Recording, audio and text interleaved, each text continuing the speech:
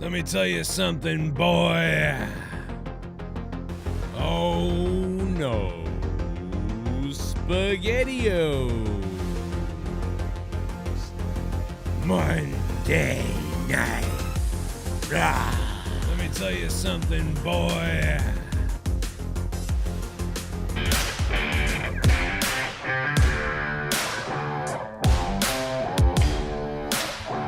It's Monday night, and you know what that means. I'll meet you at the funeral, except you won't know it's me. Managed to be alone by myself for eternity. Tears coming down. You were fucked up. You were my mistake. And I am built up with rage. I'm built up with pain. I'm hating this place. These are my darkest days. My darkest days. My darkest days. My darkest place. My darkest days.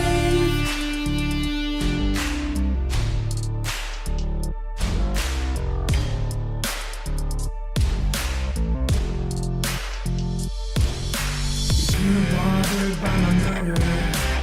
Shouldn't have let me die. I was sleeping happily alone with you at night. I am built up with rage. I'm built up with pain. I'm dreading this place. These are my darkest days. My darkest days. My darkest days. My darkest days.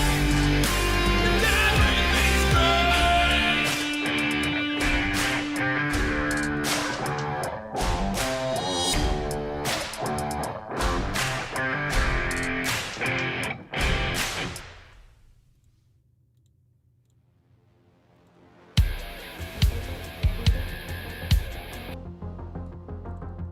Who's got the big one? Who's got the big one for Monday Night Raw tonight?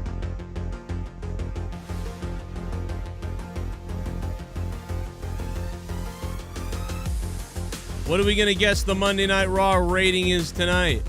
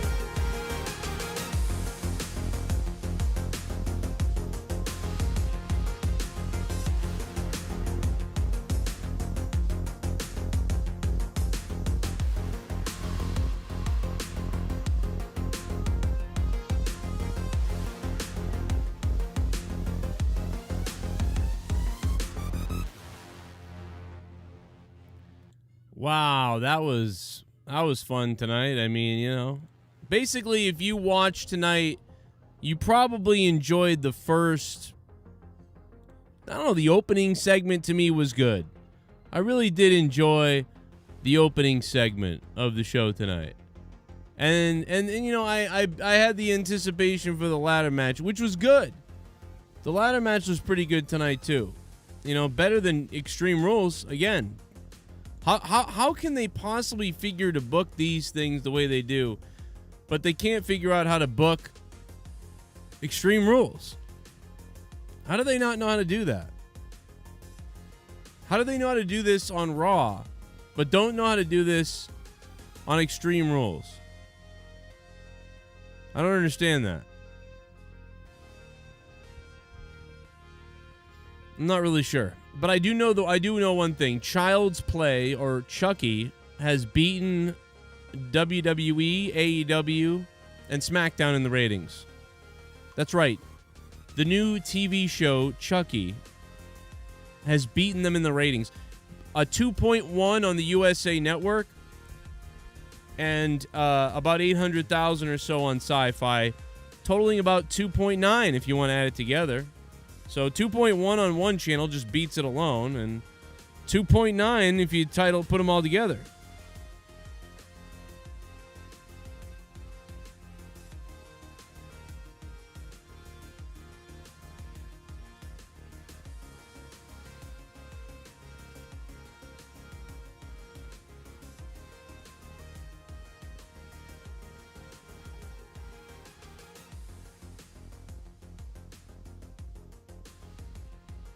So that's not good. You know, you got beat by a horror doll. Literally got beat by a horror doll.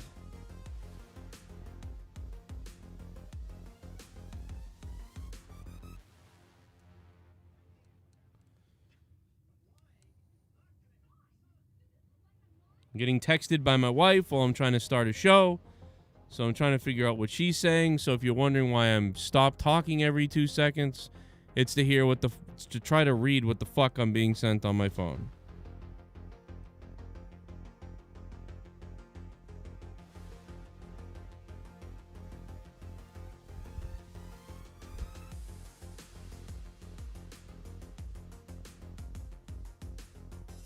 I thought the Cruella de Vil comment was really hilarious.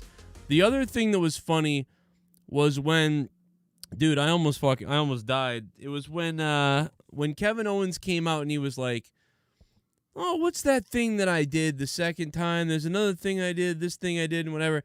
And while Kevin Owens is rolling through his accolades, Seth Rollins is in the ring and he just goes, "Ah!" for like no reason whatsoever. And dude, that was killing me. It was killing me. Killing me. It was really fucking killing me, dude.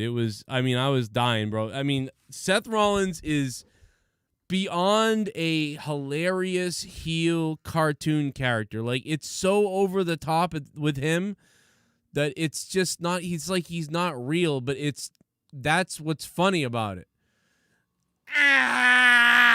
Like that was the noise he made, dude. Kevin's like, "Oh, that's right, I was winning the title." And then Seth is like in the ring and he goes, "Ah!" for no reason, bro. I mean, for reason, but like it just was completely random. It was like, what? What is this? This is very weird. Where's the clip of it? Oh, here it is. I'm a former NXT. He just goes, for no reason, he goes, like, "Ah!" He just screams. "Ah!"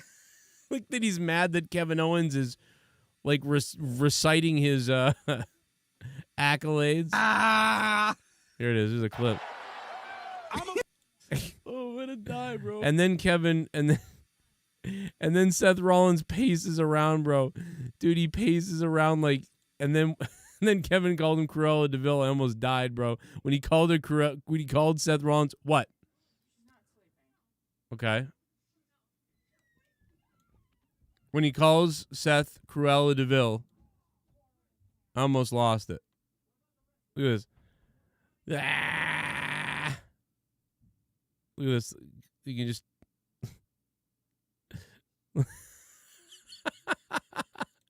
Now, he's not talking in the mic. Kevin Owens is just talking. He's just randomly does this. And you can't even really hear it. It's just like he goes, ah. It's so barely, you wouldn't even have noticed it, like, if you weren't paying attention, because you can barely hear it, because Kevin's talking right here. But so he's just like in the background, like, ah. Bro. Listen. I don't even think you can hear it right there.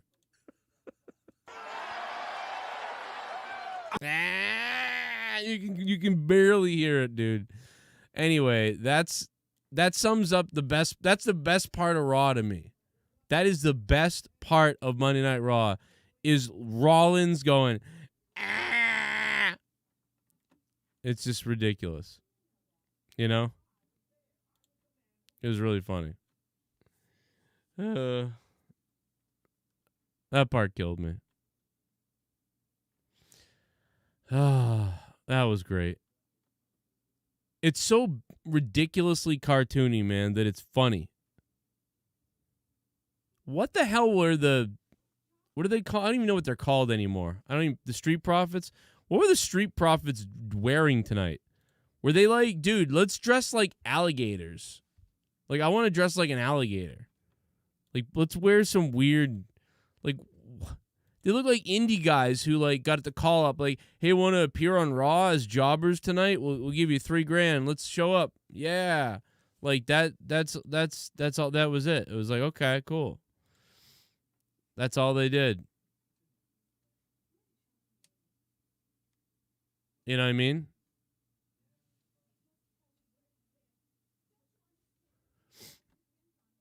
Maybe. You know, maybe they'll do something eventually, you know? Maybe they'll give him some real clothes to wear. Fucking green alligator pants. What the hell is that about? What are they wearing tonight? I don't understand it.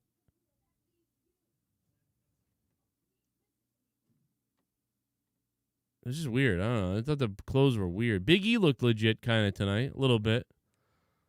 A little bit humble-ish tonight. Started Raw pretty good. I think this was the best of what's her face with the tie. The LGBTQ person. What's her name? Or his name or her name or whatever. Sonya Deville. Yeah, Sonya Deville. That was her best, like, demeanor on the mic as someone who's supposed to be in charge and supposed to make me believe she's in charge. You know? That was probably her best thing on the mic, or one of them. I don't know. She's usually terrible and atrocious. And then Seth Rollins looking like Cruella DeVille. That's hilarious. He really does remind me of the guy Murky or something from a kid's cartoon is the bad guy. Yeah, Jake isn't here. Yeah, Jake going to the hospital in the morning, so he couldn't be here. I don't think he saw Raw. Probably, I almost fell asleep. I almost wasn't here myself. I was almost passed the fuck out because this was just terrible. This show was trash. Trash Central, bro. Trash Central. To me. I don't know how people loved it. There was some little thing, dude, and then, so the other thing I laughed at. So the only things I laughed at tonight were things that made me laugh for, like, not really the right reasons, but, like, not the worst reasons either, but to me, I found them funny. Like, so the best stuff tonight was Seth Rollins when Kevin Owens was putting himself over and Seth Rollins went, ah! Like, for no reason. That was hilarious. The whole opening segment was pretty good. And then the next thing that was great was the Bearcat Keith Lee, who's in the ring. And by the way, the Bearcat logo with the strikes in pink and Bearcat, it looks awesome. I think that logo looks like seriously legit. But the problem is Keith Lee doesn't really look like a Bearcat anymore unless he grows the beard or, like, shave the beard a certain way. I think if he did that and he had a beard, he would look like a Bearcat. Now he just kind of looks like a big, fat guy. Like, I don't know, but whatever. He's a Bearcat, and he's kind of a Bearcat. And so tonight during the match, about 3 times, he made, I guess, what you would think a Bearcat would sound like, maybe, or like he almost sounded like the druid from Diablo. Like, and for those that don't know, in the new Diablo 4, which is not out yet, but they're working on it, you know, you can turn into a werebear, right? Like a werewolf bear thing. And, you know, when you summon that, you kind of go, ah! Like, and you become this fucking thing for a second. And he sounded like it. He really did. So at random times towards the end of the match, when he was really firing it up, he was making weird noises like he was a bear cat. You know, he was like, ah! Like, it was just fun. I almost died, bro. Like, he was like, I'm Keith Lee. Like, you know what I do. But then out of nowhere, he was just like, ah! And it made me think of Joe Rogan doing the bear noise. Do you guys remember when Joe Rogan was like, you imagine a bear eating your dick and eating your balls? Or whatever Joe Rogan did. Oh, my God, bro. We almost lost it. Oh, my God. It was exactly like that. Like, oh, my God. Where's the thing with the bear? Because that's really funny. Is it right here? Oh, this might be it here. Serious problem. It would be Is this it? Oh, is this it? It's got to be on here somewhere. I think I think that might be it right there. Oh, that's what Keith Lee. That's what it reminded me of tonight.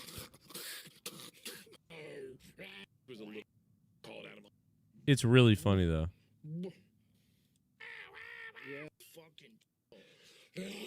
Oh, here it is. He's talking about a bear mauling your balls and crotch to pieces. Right here. Watch this. A fucking giant bear head clamped down on your dick and your asshole. Right there. That's exactly what Keith Lee. He was like, it was just very weird, bro. It was very strange. Dick in your asshole. He did it like Keith Lee did it like 3 times in the match, dude. Like 3 times. And it made me think it was like Ryback, you know, like shell shock. Finish it. It's feeding time. What's the other one he did? Because like those kind of made sense, right? Like it's feeding time. Like it made sense he said that. It was like cheesy and weird, but he said it. It's like, okay, that kind of makes sense. And he goes, finish it. Like that makes sense kind of too, right?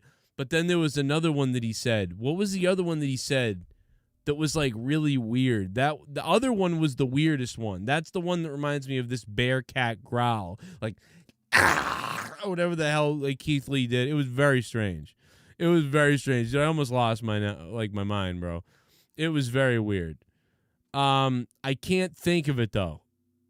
What was the other thing? Not shell shock either. Shell shock. Finish it.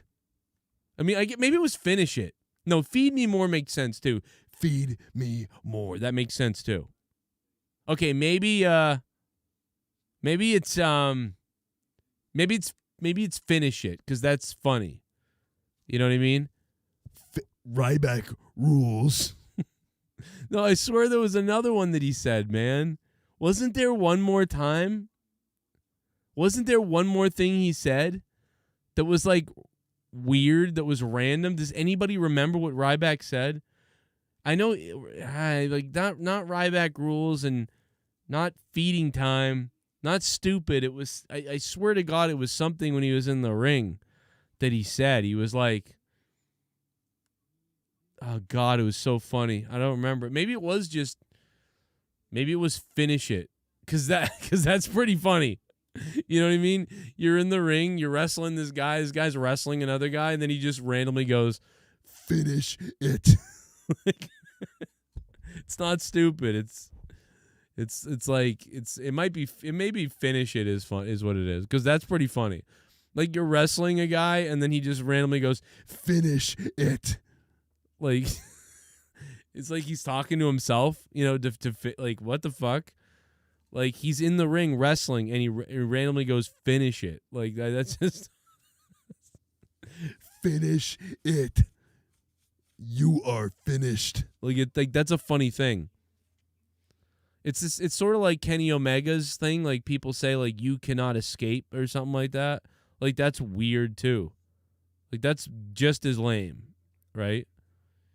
Like I think Kenny Omega says something just like that. He says something like you cannot escape or you can't escape or something.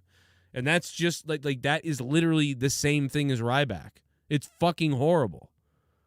Fatality him. Like yeah, finish it. You're like, bro, are you talking to me? What the hell's going on here? Why are you saying that? Well, motherfucker, here we go. Everyone knows I'm out the window. Hey. Yo, motherfucker, no romance, cause there ain't no chance in my happy pants. Could you perchance come and take this dance and leave me here? I'm a bad motherfucker, ain't got no fear. What the time? What's the time, motherfucker? Time, motherfucker. Put it in a happy rhyme, motherfucker. I say it's clock. Bang, bang, Tick tock. fucking you suck. Oil shock. 2 on consignment, 1 in stock. What's the time, motherfucker? Said clock. I said clock. Come on. Seth Rollins is absolutely beating Big E for the WWE Championship before Survivor Series. So Whoa. WWE can do Seth versus Roman. The situation will be similar to Jinder Mahal title reign and Abrupt Levi Styles. Really? Oh man, Alex Oli. But you know what? Jesus, you know what drives me nuts about that is like, why does Seth have to have a title to face Roman? Why did and we all thought we all thought Seth Rollins was going to face Roman. But, you know, to get to the Rock thing if that didn't happen in a certain time. But why? Why would heel Seth Rollins face Roman? You know what I mean?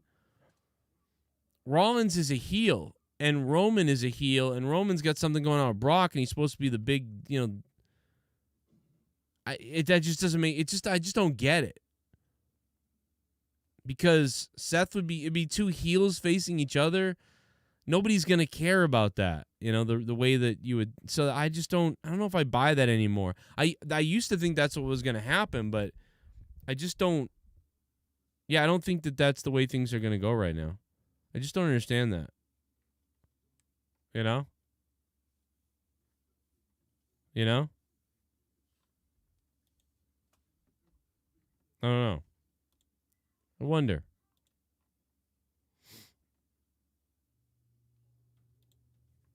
I don't know why they, and I don't know who else can take on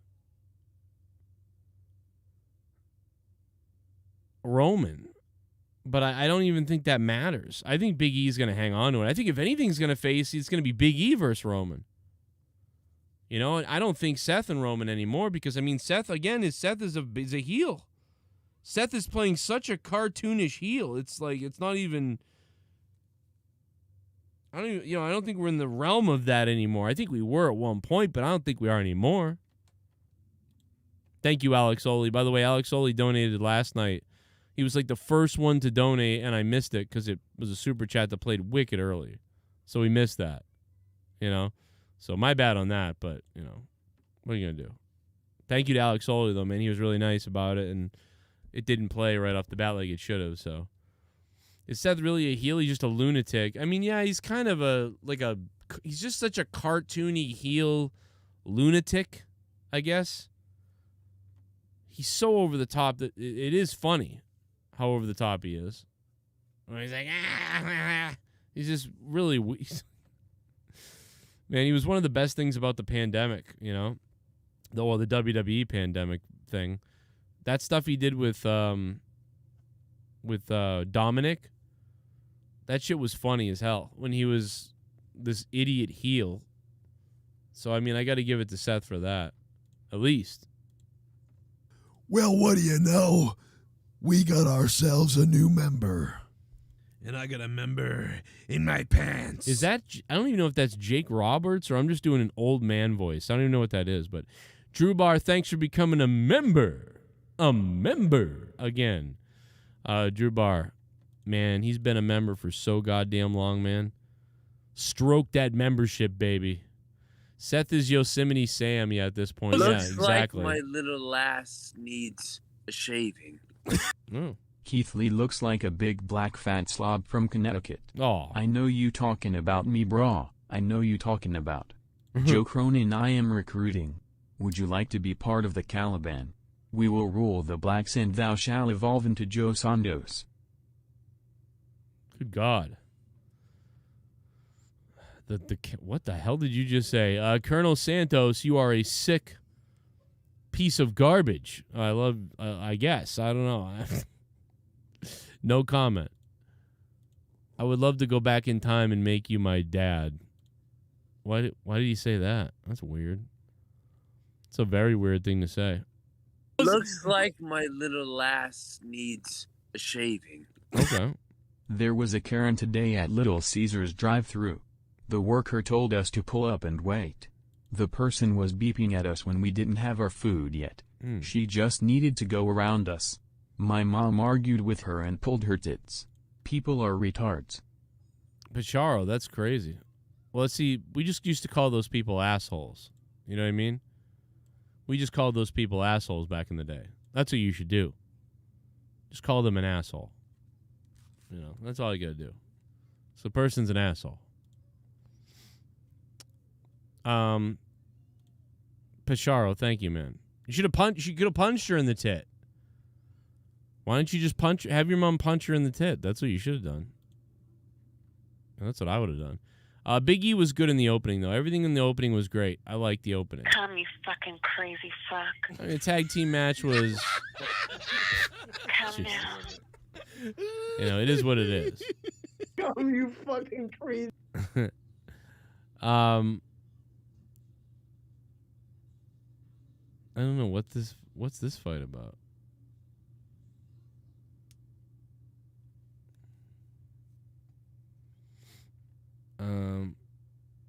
What is this guy talking about? I don't know what this was. I don't know what you're saying to me, bro. I did not watch Monday Night Football. I could not bear to watch more than one thing, you know. So Tampa Bay beat up the Sabres. Take that, Buffalo. Anytime we can beat Buffalo, you know, it's always a good thing, you know. It's always a good thing when you can take out Buffalo. Little Buffalo sandwich, little Buffalo Bill. Big fat Buffalo Bill sack. But yeah, that's about it, man, as far as Raw goes. You know, everything else, I mean, Zelina Vega was weird how she kept giving a British accent, then back into her normal accent. God, I was so glad she didn't do a British accent. I was like, oh, no, don't keep doing that, please. I don't want to. If I have to listen to that, I will turn. Like, in my opinion, it was go away, turn off the TV heat. If Zelina Vega kept doing a British accent, I was going to turn the channel off. Because I'm like, no, I'm not doing this again. Like, the Booker thing was the only time that should ever happen. Don't do this again, please. And so it was mediocre. I think the chair looked amazing. I think her outfit, that stuff looked great. But it was just whatever. It wasn't that great, in my opinion. You know? Super chat party! Oh, yeah? Yeah. Play the latest post. Follow the Wrestle Daily. Don't be a fart mark. Ladies and gentlemen, you got to follow the Wrestle Daily and Botch Club. Did he say both? Play the latest post, follow the Wrestle Daily. Follow the Botch Club and Wrestle Daily on Instagram and TikTok. They are about to hit 40,000 followers. It's going to be nuts when they hit that mark. And Botch Club, let me see here what we got. Is it the Stone Cold one? What is this?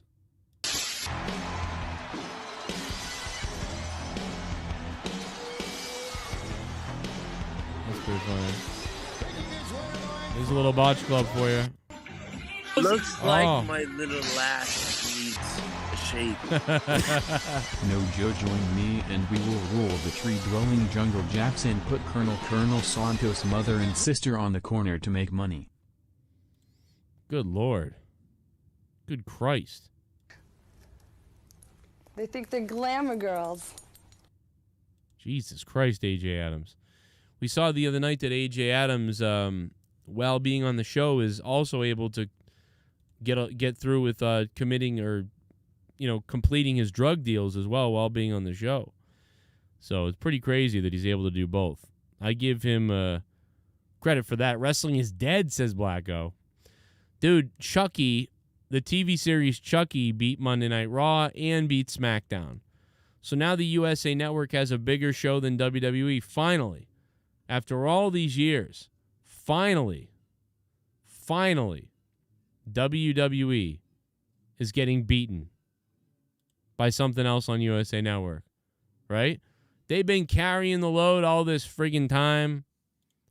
Finally, something happens. Finally, somebody beats them, and it's a goddamn doll. A goddamn doll is beating them. What do you think about that, Rogan? Barehead, clamp dick in your ass.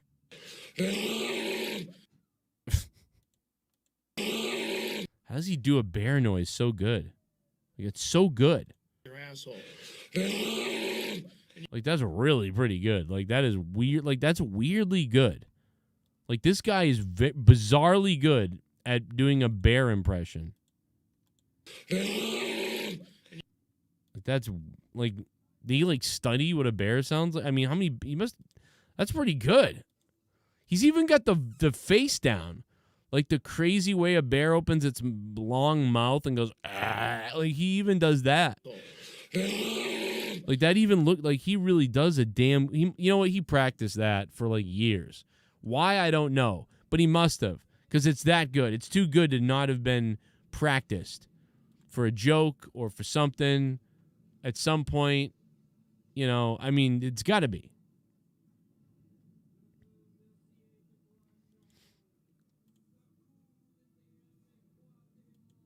But, I don't know. I'm more impressed with Joe Rogan's bear noise sound effects impressions than anything I saw on Monday Night Raw tonight. Really bad tonight. And this, by the way, this shit, I almost didn't make it to the show tonight. I'm barely alive right now. This show put me to bed. If you didn't watch Raw tonight, I would say the only thing you need to watch is the opening segment, the ladder match at the end. And I would probably say there was something funny that I talked about earlier that happened too, and I forget what that is now, and you should watch that, I think, but I don't remember what it was. It was something that is stupid, but I thought it was funny. What was it now? I don't even remember. Was it a segment? Fuck, I don't even remember what it was. Somebody in the chat will remember. I just talked about it a minute ago, but I'm so tired I don't know what the hell I'm talking about. Let me go over Rostafa. I see him on Discord. Rostafa, what's up, man? What's going on, Joe? How you doing? I am barely awake right now from this show. Barely awake. Yeah, I am done. This show put me to sleep. The whole show? No, but most of it. Like, I would say, like I just said, like the opening segment I thought was good. And then the ladder match at the end, which is fun. That's good. I'm at least happy about that. When you can open the show with something and then that main event is what delivers, that's pretty cool. That's a win right there. But everything else that happened in between that put me to sleep. I will say, looks like my little lass needs a shaving. Scared the shit out of me. 99% of this year has been new themes for wrestlers. Carmella, Keith Lee and Damian Priest had new themes today. Watch Vince give up on Bearcat and change his name to Keith Moose Lee. Why can't Chucky kill Vince McMahon? Yeah. Vince is a retarded old man. Yeah, a lot of people want Chucky to go after Vince. It was Bearcat Lee. It was his random screaming in his match at the end where he was trying to sound like a bearcat. That was hilarious when he was like, ah! Or whatever he was doing. He was doing like bearcat sounds. That was impressive. Funny and weird. So I did like that. But anyway, I'm sorry. What did you think? Well, I mean, again, to that person's point about Bearcat Lee and everybody's theme. I mean, I get it. Sometimes themes go. I mean, Seth Rollins' theme changed. Yeah. For what I understand this year. So again, and he's like one of the top heels in the company. You know what it is? Seth's themes has never been that great anyway. It's always been like pretty good, but it was always like, he's gonna have a better one soon, and then he never did. So he just always has this mix around of a whatever. I like Yeah, I like the one that he first got now. You know, I remember when him and Dean Ambrose got theirs, and everybody, I mean, at least I thought, I was like, oh, this is just a like generic theme until he gets a real one. But then it really grew on me. I was like, I really like it actually. Well, the only change that Seth had in his theme song was just the burn it down noise. That was it. Right. That was the only change. And to be quite frank with you, now, like, with Keith Lee, yeah, I personally am not the biggest fan of, Keith Bearcat Lee. If they just call him the Bearcat, yeah, Keith Lee, I would have been more, because again, for whatever reason, it's just like I keep saying it in my head, and it just musically and otherwise does not sound right. They just call him Bearcat Lee. I mean, Vince loves to shorten shit anyway. Just call him Bearcat Lee. Or the Bearcat.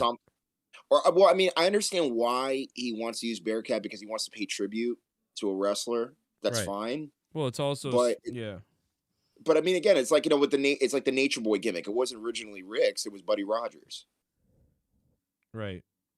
Yeah, there's a lot of Nature Boys then, too, by the way. There's like, how many guys called himself the Nature Boy?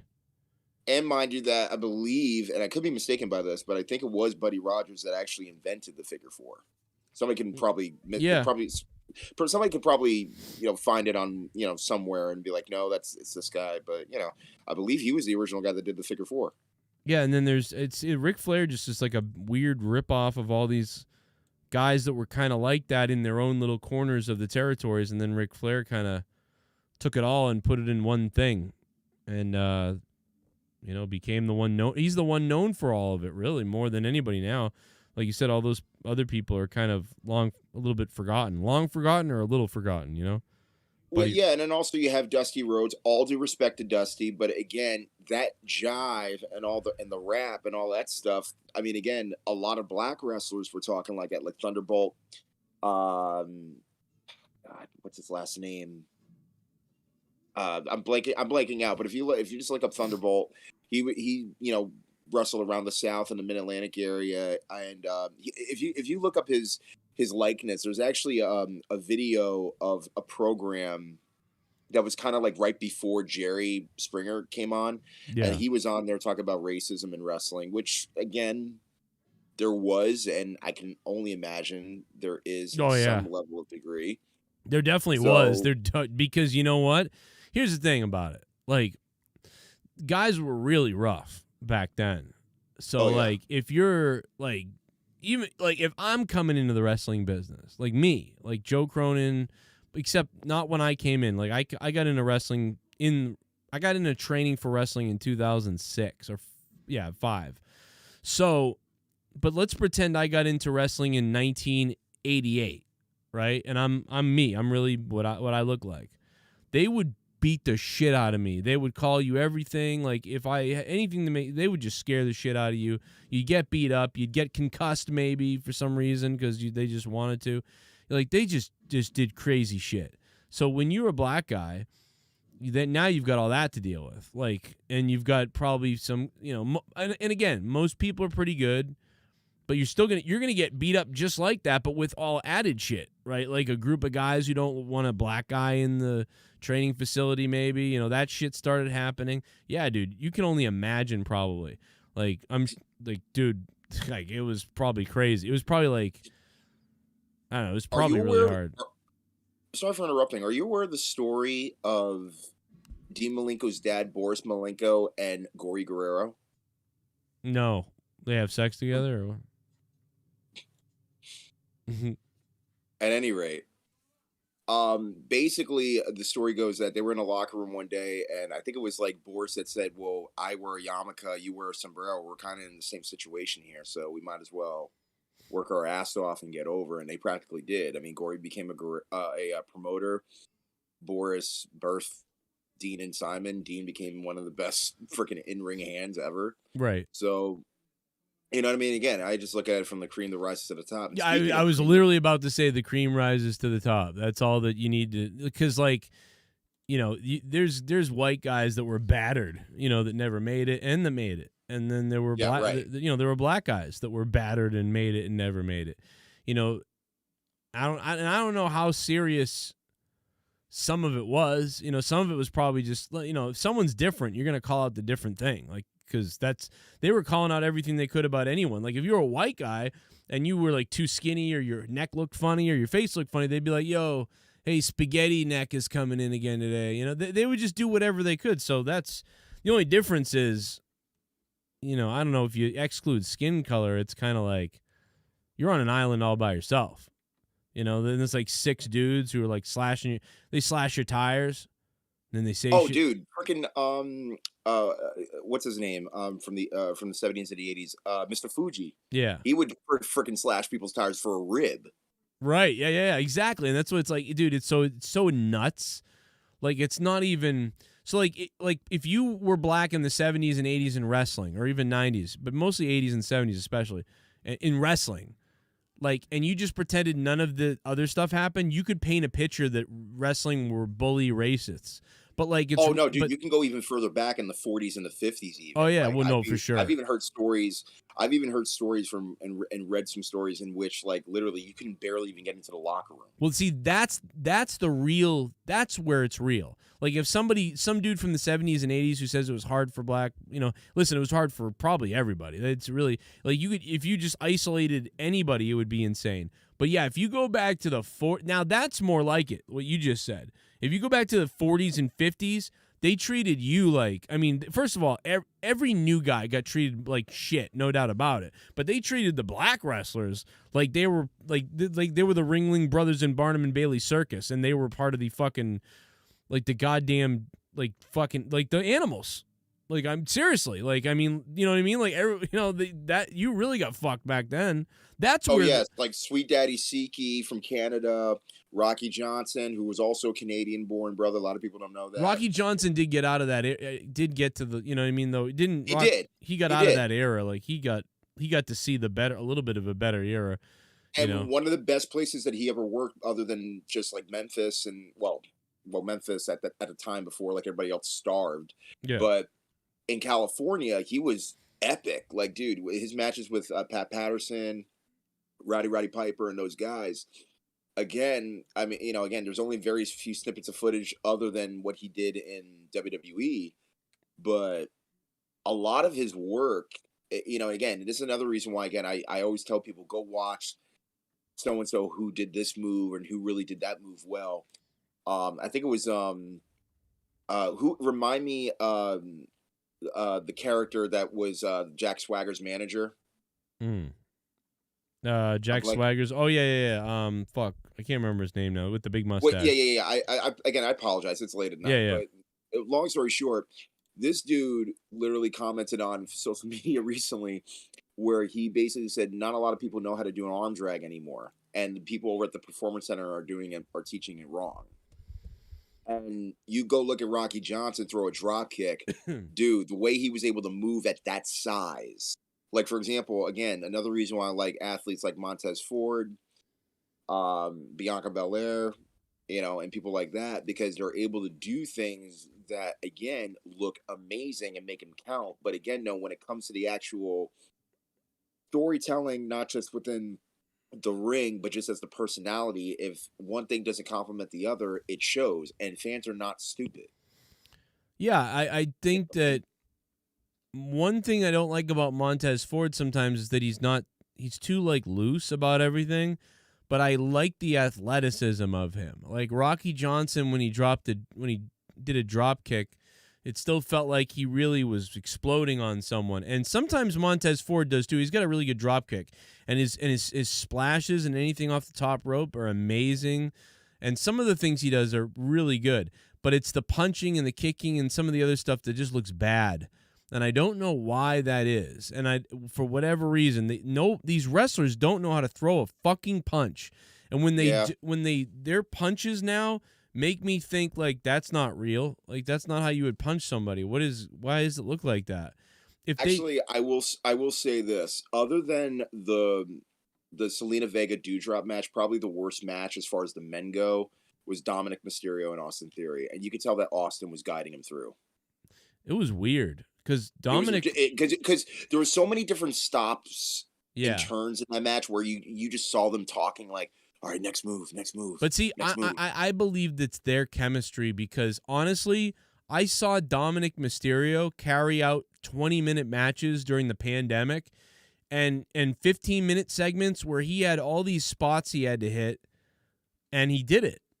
So that makes me think that Dominic is good at planning out a match beforehand, and that either he's not as, and I don't even think it's him. I think it's Theory. I think Theory was calling the match like you just said, and it was rough the way it was being called for whatever reason. It was very rough. It was it didn't flow right. It was almost as if you're watching like, this is the worst example I'm going to be using, and I apologize, but it's almost as if you put in two great potentials, let's say like a young Kurt Angle and somebody like, let's say, you know, Steve Blackman. Steve Blackman's a pro. He's been around.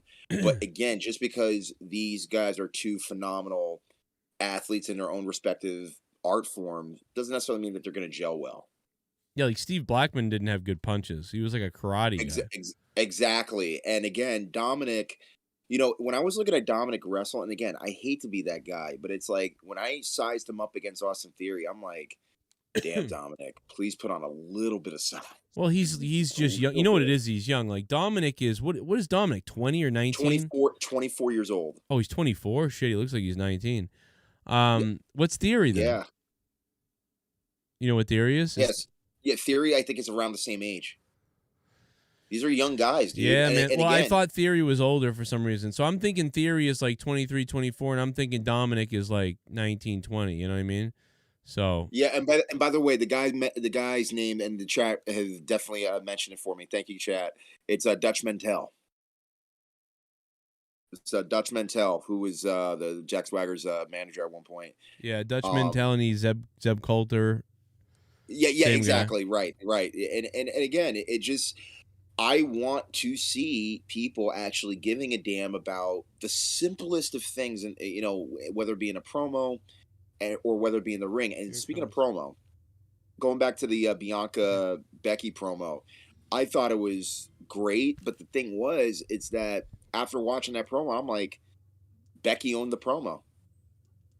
And it wasn't just because she was a heel, it wasn't just because she has the title, which, by the way, I want to get to that in a second. But I thought Bianca, the fighting after was so bad to me. It ruined the whole thing. It wasn't even just the fighting. It was just more so like right before the fighting when Bianca got back on the mic. It's like if I'm like in a rap battle and you and I are rapping, and then all of a sudden it's like I'm thinking I'm going to come up with the upper, you know, with the uppercut like in the next round or whatever it was. Well, I completely missed. Yeah. I understand what the point of the end result was, to say Bianca's like, I'm still the EST even without the belt or whatever like that. Well, then why are you having an argument with the champion in which you're trying to defeat?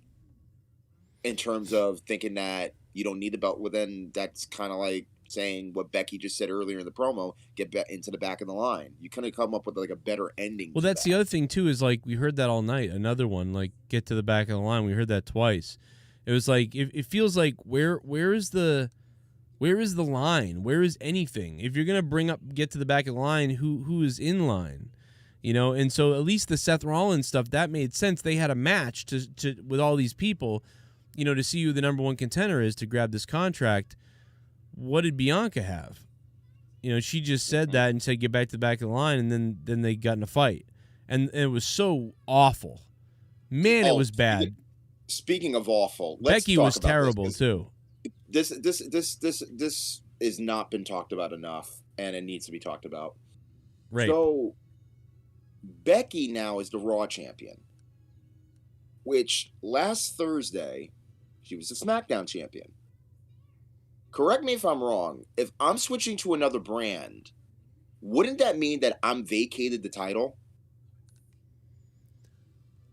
Yeah, because you're going over there, so yes, you lose. So that makes no sense to me. But no, I don't think so, though, because normally what happens is you take the title to where you go.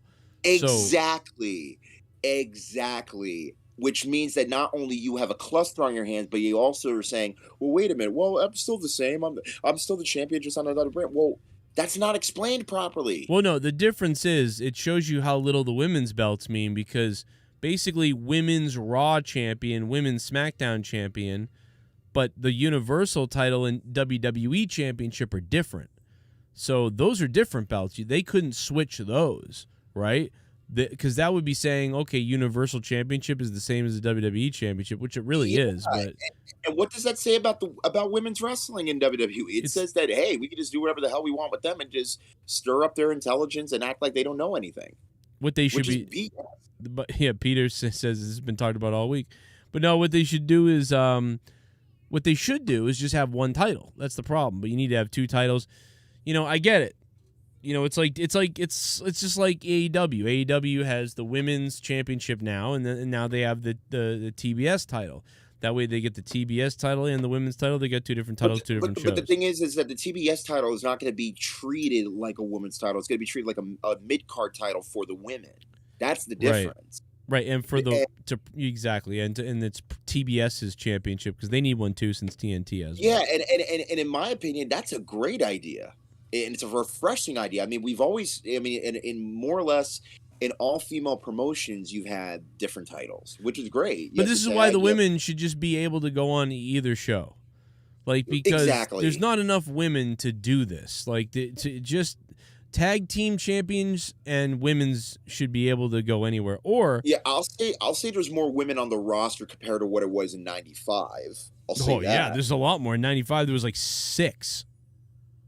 Right. I mean, I just recently watched the Dark Side of the Moon episode with Luna, and there was, I think, Alondra Blaze, aka Medusa, said that there was only like 10 women in the entire locker room, and like very few of them were even used on television, but they were used a lot on. They were used on house shows. Yeah, exactly. They brought in. That was when they started. Basically, we're gonna try to bring back women's wrestling. Like they had Alondra Blaze. They had. I would dare to say that they didn't even have that many women, because honestly, from what I remember, they brought in outside women under contract. Absolutely. So what I'm saying is, Alondra Blaze was the champion, but they brought Leilani Kai in for the WrestleMania 10. She wasn't signed to the WWE. You know, they brought in that Japanese wrestler or whatever, Chinese wrestlers too. And they weren't signed to full contracts. Then they brought in Nakano, Bull Nakano. Yeah. She was the only one that was signed for a time. So, honestly, dude, it was Rostavo. I think it was Sunny, Alondra Blaze, Bull Nakano. But also remember, Sunny didn't work. I know, she but was just a valet. She never worked. Exactly. So I honestly don't think they had anyone. They literally just made Alondra Blaze the women's champion with no women's roster. I'm serious. I don't think there was a women's roster.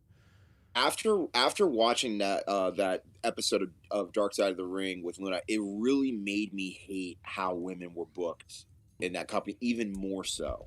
It made no sense to have women. The only reason they did it was to try to appeal to a female audience, to do something, and because obviously they weren't signing the women for the looks, because they brought in some fugly women. All right. And again, at that time, there wasn't really any women that were, and again, this is before Trish and Lita came along. And even when they came along, they still had to learn how to work in that WWE style, which took not really that long. But still, though, at that time, again, you had a lot of women, especially a lot of Asian women wrestlers, doing a lot of crazy stuff in All Japan Pro Wrestling, New Japan, well, not New Japan, but mostly All Japan Pro Wrestling. And a lot of the men took a lot of what they did in Mexico. Like, for example, Conan, Eddie Guerrero, all those guys were watching not just male wrestling, but women's wrestling. And I'll say this. I believe that women's wrestling should have been huge in the 90s. But again, it was just really, JB would hate you. I don't care. You're really pissing off JB. Well, good for him. But my whole thing is he thinks women's wrestling sucks. Well, yeah, of course it sucked because they only had very I few want you to workers and tell everybody me, else was- I might take your side on this. Why should women's wrestling have been so good in 1995?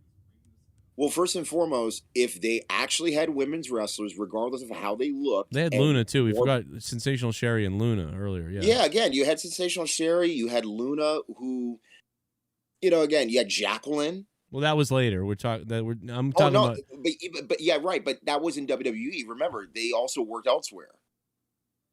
So they had wrestlers that were women, but again, they weren't appealing to a mainstream audience, is what I'm saying. Yeah, I think it was just one of those things where it's like we have this special attraction. They were seen as a special attraction, and when you only have one or two women, that you're willing to invest in, like Vince was only willing to invest in Alundra Blaze. He thought she was like spectacular. So he booked Alundra Blaze like the special attraction, like great athlete wrestler. She was kind of like AJ Styles in a way, like for WWF in 1995. Out comes Alundra Blaze. She gets the pyro. She's cool. Man, she's got the moves that they promote the hell out of her, and she wrestles a jobber. Then she beats the jobber. Oh my God, she's the champion. And you keep her the champion for a long time. And that's the theory that Vince even grew up with, because Vince Sr. did that. I mean, how long was Moolah champion? And then in one fell swoop, takes the belt, throws it in the trash on live television on another person's program. Right. And so his new fabulous Moolah is gone. And by then that's when they basically went into the whole, okay, we're going with, well, it was even before they went with like the sexy sex sells type of stuff. They had Sable they pushed Sable to wrestle, even though she really wasn't a wrestler. Because she wasn't really originally supposed to be in the company. She just accompanied her husband at the time, which was Reno Marrow and Mark Marrow, and that's how she practically got the job right on the spot. Yeah, he was like, "Listen, come with me to WWF. Those people will see you, and then you'll get movie roles and things like that." That's what they wanted. Right. That's what he. And then the next thing you know, they got divorced, and she married Brock. Well, he's bigger, and now he's a motivational speaker. I knew you were going to go there. But yeah, the women really didn't. I mean, the Moolah years, those years in the 80s and before, the women did have a spot, But from about what would you say, probably 1988 to about, up until Alundra Blaze, 1993. So 1988 to about 1992 or 3, there was nothing. 88, 89, 90, 91, 92, there was nothing. Women were just valets. In the States, yes. In the U.S., yeah. I mean, well, in WWF. I'm just going by WWF. Just women was just nothing. It was, valet or manager, but they didn't have any women until they brought in, Alundra Blaze. And then they just had one woman be the greatest champion, yay, and that's it. Keep it simple. Okay, there's a girl for the women to watch, or whatever, something different for an attraction, because Vince always likes some kind of a variety or an attraction, so that's what sells him on that. Other than that, he thinks the whole thing's trash. But then, what's the first? Then the valets came back again, right? Alundra Blaze throws the belt in the trash, and Vince goes, to hell with the women's stuff. And then we get, Marlena comes in, and Sunny has been there kind of, but they're not wrestlers, but they're valets. And it isn't until really Chyna comes in, who was actually trained, Killer Kowalski. And then you get Chyna. Sable learns to wrestle a little bit, so there's able to be that. And then you get, like you said earlier, Trish Stratus. They bring in Jacqueline. Jacqueline can actually wrestle. Luna's been there, but Luna wasn't able to wrestle because they didn't want her wrestling, really. But now she's able to wrestle. So just by chance, they have so many of these talented women that they start having them wrestle again.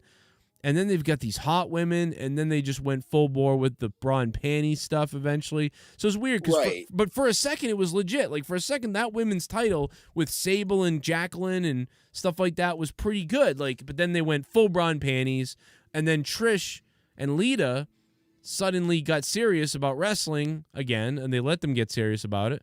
And suddenly, dude, imagine if Trish did what Sable couldn't do. Sable was given great work that the crowd could cheer, and they would get so hot for her and the Marrow stuff. So she was given great stuff without being able to wrestle, really. But Trish Stratus she took it to another level, brother. She was amazing. She was also trained by She was also trained by the same people that trained Edge and Christian and a few other different people that came from that. And She Rhino couldn't wrestle at first, though. You remember how bad? I remember she was like it was bad. I was just gonna say that first year and a half, she barely could lock a hold. Yeah. I remember her first match that I can recall. It was Fully Loaded 2000. It was a 6-person tag. It was a 6-person intergender. It was TNA and the Hardys and Lita. And I remember when she put on that first headlock, and I was like, "Oh my god, that looks like crap." But she looks so gorgeous. Oh yeah, you know? Ivory was good too. Yeah, good call. But then around Survivor Series 2001, I would say, I started to notice like she actually wanted to take it seriously. And then at that point, she's wrestling at WrestleMania 18, literally a match before the main event, and she got better. And then by the time she won the women's title again around Unforgiven 2002, she was legitimately great. You know what was great about that time too is it was Attitude Era, post Attitude Era, and then into the whole.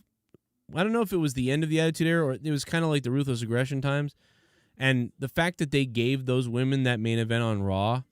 Well, that was later. Phenomenal match. Like that felt genuine. You know how now it's like always like the women's first whatever, like, and it just feels lame now. But that that was amazing because that was really the first time and really something crazy. And they earned that too. They really earned that. That's the difference too, is they earned the shit out of that. And dude, but yeah, one of the most if you write the words like improved. Most improved person in wrestling ever. Like, Trish Stratus is one of those people. She started out as a 3. And Lita. Well, Lita got better, but I still think Lita was pretty, like, Lita started out better than Trish. She was ahead of Trish. Right. But Lita didn't change much. She just kind of like, she got better and then kind of stayed that way and was good. But Trish got better at wrestling. Like, it was very weird. Like, she went from a 3 to becoming like an 8 or something. Yeah. Like, that's nuts, like, to see that stretch of learning curve. Like, the only other person I can think that was like that, if you were looking at a male wrestler, would be Kurt Angle. Kurt Angle was like a fucking sponge. Like, weird. Like, right from the beginning. And not just in the ring. Yeah, everything. Yeah, it's weird. That guy is amazing. I mean, not now. Like, now he's like... When I was watching, when I was growing up and I saw him with Edge and Christian backstage, those were some of my favorite segments that I would look forward to. Yeah, dude, he was hilarious. Funny. It's funny how Kurt Angle, too... I mean, what's impressive about Kurt Angle as well is if you watch Kurt Angle in WWE most of the time, it was like a comedic relief a lot of times, or he was kind of silly, but he could be serious. But what's amazing is when you look at what he did in Impact Wrestling when he became very serious. And it was almost like Kurt Angle was able to play like a good guy who is serious and ready to celebrate and do something special. He could also play a bad guy heel with crazy comedic relief, almost like Seth Rollins-y, cartoonish. And then he's also able to play wrestling machine MMA type of guy who can break your ankle. Like so he can, these different dynamics, all from a guy who was a real athlete. You wouldn't expect that type of acting and convincibility. That you mentioned 2006. You mentioned when he went to Impact. 2 memories just came back. One was when, if you go back and you watch the intro to WrestleMania 22, they show him his first appearance at a WrestleMania till the present. The first one, that's when he had hair and he was so, as a heel, he was humble, but he really was, somebody who was a heel. He was a little MJF-ish, if you think about it. Right, exactly. Very, very little MJF, but at the same time, you loved him for it. You loved booing him. But then, in 2006, you respected him. Because up until that point, he got the bald head. He was having some of the best matches. He finally main evented WrestleMania with Brock. Then made a WrestleMania with Eddie Guerrero, and then had the great 5-star match with Shawn Michaels. And then after that, dropped the belt in triple threat, went to TNA. And in my opinion, all due respect to what he did in WWE, his best matches, in my opinion, were in TNA. When he wrestled Samoa Joe, AJ Styles, and you mentioned him being a heel. I thought him in the Main Event Mafia was actually kind of interesting, even though it was a very... it started out okay, but then it just drifted off into whatever. But for me, I like Kurt as a heel, acting like he was the freaking best in the world, and he was. I mean, dude, he was practically the IWGP champion, along with like he won like every belt that TNA had at the time, which made me feel okay. They really trust this guy, despite him having personal problems, like his drug problems. So yeah, again, another reason why there's no reason why anybody in WWE. I mean, again, I toot my own horn just by the way everything is scripted and how everything is just micromanaged. There's no reason why somebody can't get over in some organic way and run with it. But then also at the same time, by doing that, you lose a full head of steam if Vince doesn't like the idea. Oh yeah, no, the Kurt Angle stuff. I think he liked Kurt too, but some of that shit was ridiculous. Some of the stuff he didn't do and did do, as you go back and watch. But hey, I'm gonna move on, man, because I got to get ready for the cyclone. It's gonna come and hit me soon and take off. Yeah, I'm sorry. I'm literally watching the radar as you're talking about it, and yeah, dude, we're headed for a really bad northeaster. Yeah. I don't know what's... But at any rate, yo, dude, stay safe. Try to make sure that all your belongings are not going to get flooded out and everything like that, because I heard that we are going to get a lot of flood watches. Yeah, we're going to get... It's like, again, dude, it feels like it's been going on all year. Like, it's like flood again, rain again, torrential downpours Hurricane again. Ida, yeah. Now, I haven't seen my basement flood in almost a year now, since last year, and I did seal some things up, and that may have fixed it, but... I also think a big thing is when the rain doesn't blow sideways, it doesn't come in. But when it does, it does come in. So that sucks. And so yeah, it's gonna be weird. I might have to get the pump ready. But I heard this wind was gonna be here for a while too. That's what sucks. Until literally Wednesday morning. So we're gonna have wind until Wednesday morning. Okay, so the rest of today is gonna suck. Tomorrow's gonna suck. And the wind really starts kicking in around 10 a.m. in the morning. It starts coming in, and then it picks up until 11 p.m. and shit. Yeah, then it continues. Yeah, fuck. All I could say is if you're going to do any podcasts like during the day or just any Q&As or whatever, I would say just try to boost your Wi-Fi to the best of your ability. Well, let's, oh, God, we haven't lost power here since we moved here, but it's just I don't know. There's some weird weather going on. This is going to continue. It feels like too. We're just going to keep getting these, storms because of the way the world's changing or whatever. We're due for more storms. Radar sucks. I'm looking at it now too. You're right. This whole week. Yeah, because I'm not just looking at my state. I'm also looking at it to where like it's ending up. Like we're seeing Massachusetts. A little bit in Vermont, not much, but it's gonna like move over towards like again the Atlantic, seaboard, and I hate to be on a ship right now if I'm coming into dock at this point. Yeah, it's gonna get wild, man. But Rastaffa, man, it's good to hear from you, dude. I was watching that thing from years ago. It's amazing how long you've been around, dude. But yeah, hit me up later. I'm dead asleep too now. I'm like, Brad, I'm gonna pass out. I almost didn't do this tonight, so I'm happy that I got to quickly tell you my shit on Raw. I thought Raw was a 4 out of 10 tonight. What'd you think it was? I gave it a 5, mainly for the main event because I liked it. I liked the tag match with RK Bro and the Dirty Dogs, which, by the way, horrible name. Yeah. But and also like again, there were certain elements that I liked, but again, no, there was just a lot of just like miscues and just certain flows that I didn't like about certain matches. Yeah, but a lot of overall, stuff took me out of it. It was passable.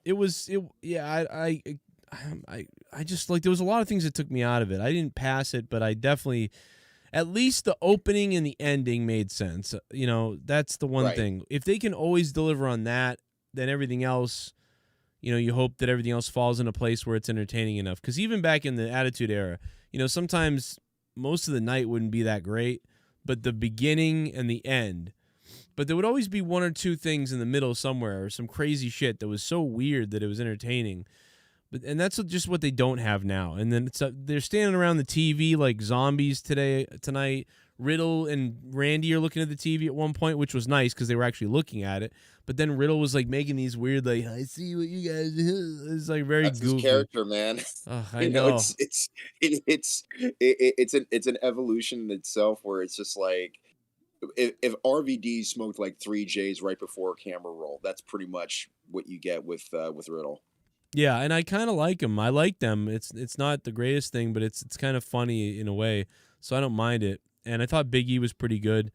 He was great opening up Raw. Big E's one of the only guys that goes out there and has to say the Vince McMahon line, and it doesn't it doesn't irritate me. Even Drew McIntyre, who I really like, went out there and was like, "Well, everyone, welcome to Monday Night Raw." Like, I don't know why I didn't buy it. I felt like he was okay. I've got to say it, like they told me to say it.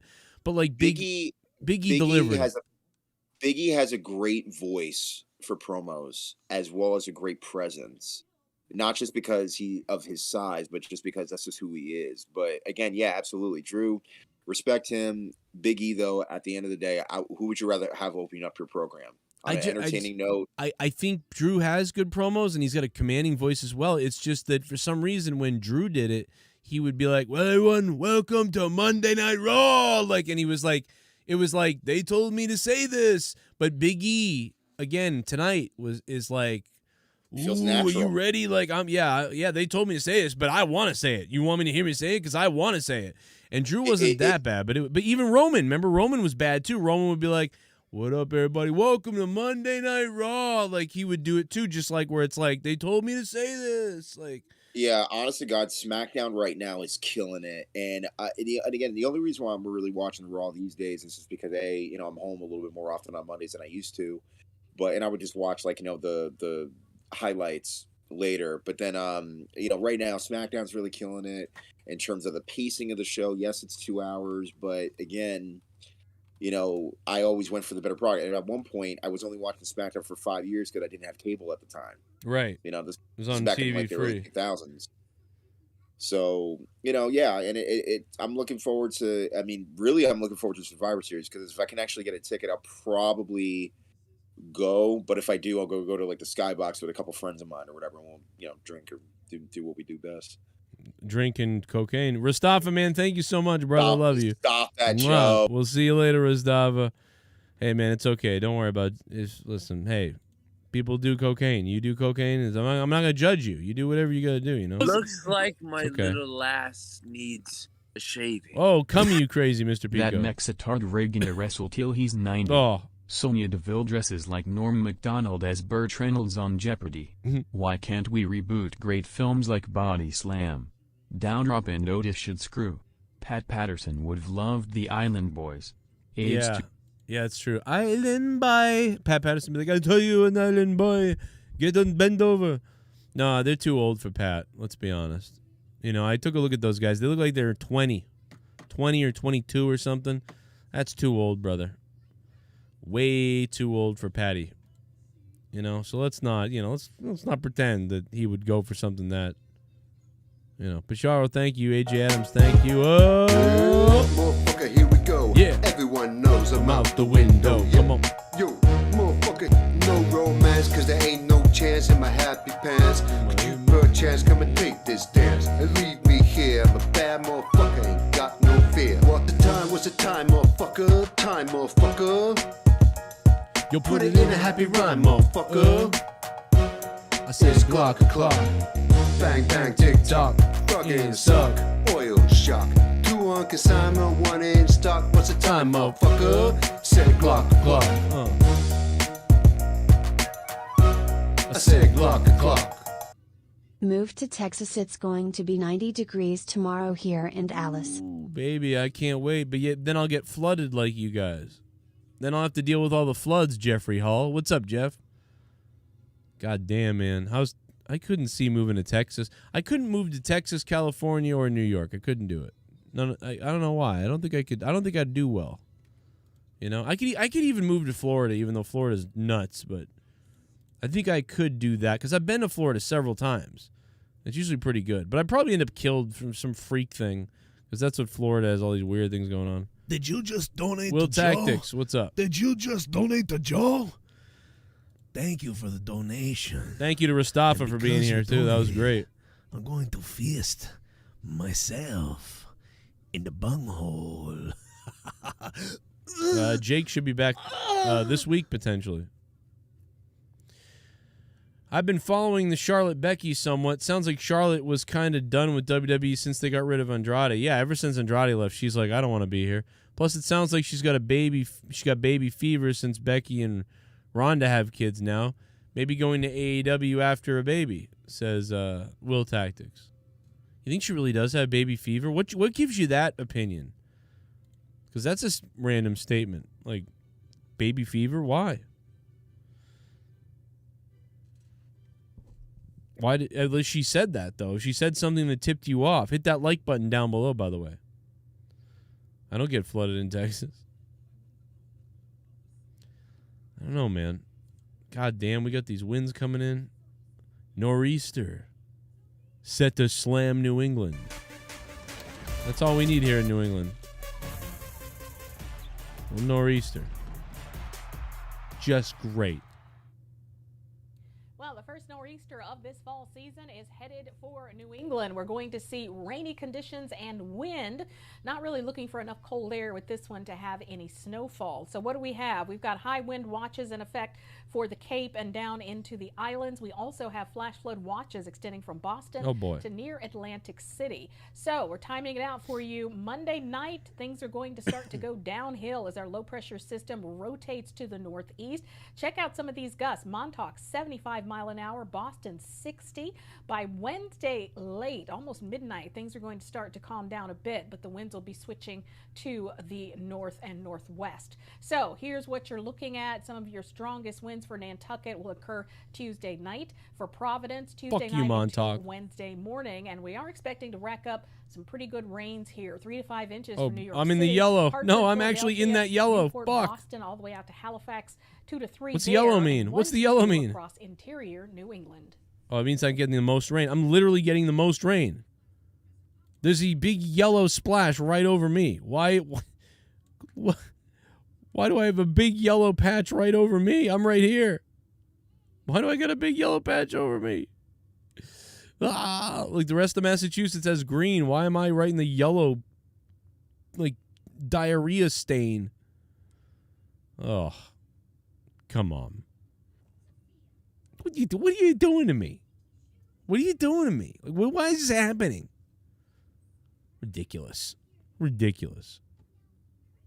Fucking God damn it.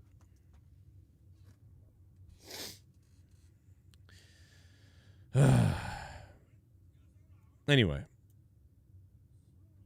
See what happens.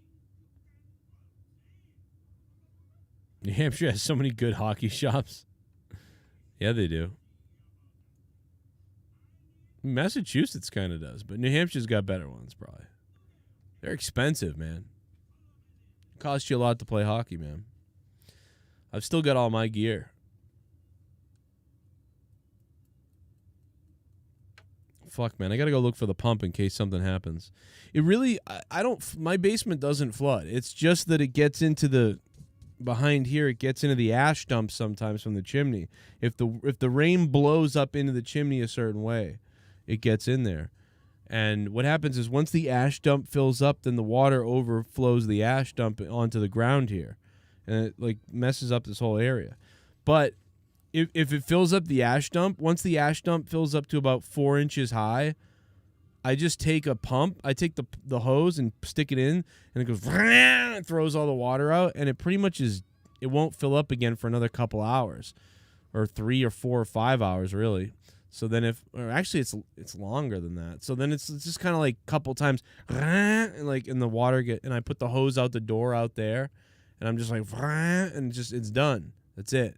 And then like 5 hours later, I do it again when I see the ash dump filling up, and then it's gone. It's done. But it really doesn't flood again because the wind would have to be blowing sideways for like 12 hours for me to have to go dump out the ash dump 3 times. But the cement in the foundation of the house doesn't leak. There's no leaks over here, over there, anywhere. It's just the water finding its way into the ash dump of the chimney or whatever here, and then the ash dump filling up and then spilling over the barricade or the ash dump door into this room. And then it's just fucking dumb. Anyway, you guys know that if you've been watching the show the last couple of years, when I switched my desk over there and I ripped the whole wall down and figured out this whole mess.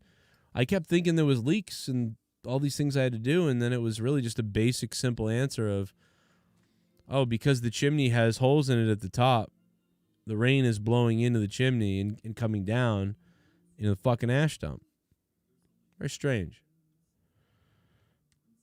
It should be a fun time. At least we don't have the tree in the backyard anymore that will kill us. So, WWE, again, like I said, man, I'm going to give it a 4 out of 10. 4 out of 10, man.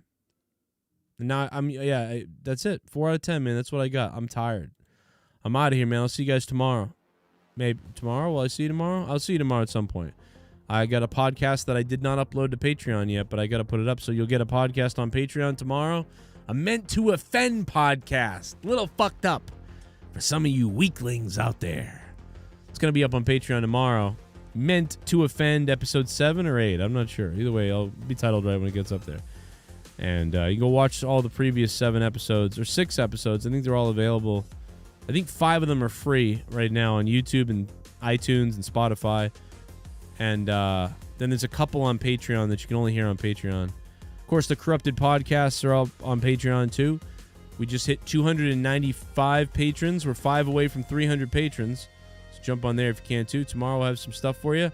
And I'll be streaming probably more in the middle of the day, maybe. But I'll be earlier, so I won't be tired tomorrow. So I will see you for that. And I hope everybody stays safe, man.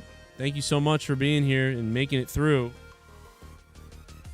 Especially after having to sit through Monday Night Raw.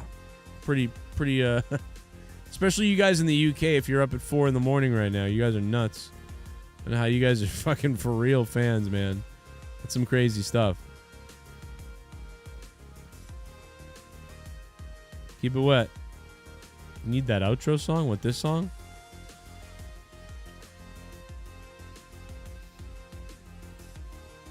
Goodbye, everybody. Kisses. 5 patrons away from 300 on Patreon.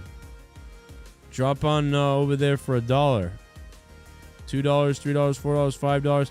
And listen to me and Justin Bailey's Corrupted podcast. And tomorrow it's Meant to Offend, which is kind of like today, but it's tomorrow. And shout out to the producers. $25, you can become a producer if you want to go that level. Shout out to Cairo for becoming a patron a few minutes ago, looks like. Thanks, Cairo. What's up? Jeez. Looks like my little lass needs a shaving. I heard a rumor that Jake might have got something. Something's going on this Friday night for Monetize This. And I don't know what it is. Die, you fat asshole!